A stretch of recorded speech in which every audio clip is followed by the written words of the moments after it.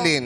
Taga-Pasig po ako. Taga Pasig. Barangay Santa Lucia, Pasig City. Ilang taon na ba si Nanay Edlin? 42 po. Magra-running 43 po ako sa katapusan. Magbe-birthday Ay, po advance. ako. Happy Thank birthday. you po.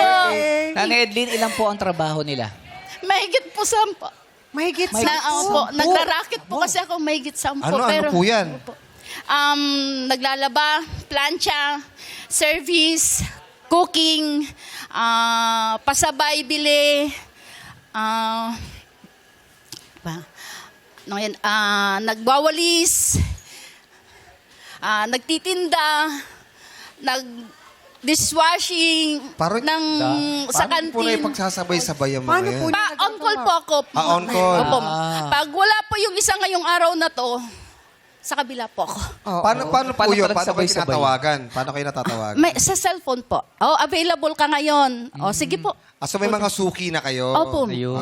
Paano po pa nagsabay-sabay? Ano po yung mga uunahin nyo? Yung nauna pong mag-chat sa akin. Oo. Opo. Yung una pong First come, magpapadala first ng serve. message. Oo. So, pero meron po kayo dyan yung regular talaga, weekly, gaya po ng laba, plancha. Meron ba ito naman? Oo, Meron po.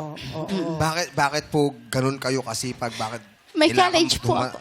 Ha? May college po ako. 5 pong anak ko.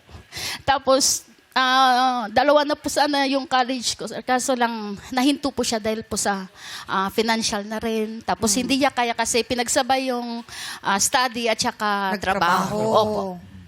Tapos, yung panganay ko is second year college na. Yung sumunod is grade 12. Next year po, magka-college na rin. May grade 4 po ako. May kinder po ako. Meron Tapos, po ba kayo asawa? Meron po. Mister. Ayun, may asawa. Driver po siya. Ayun. Nag-drive naman. Opo, May trabaho service po siya. driver po.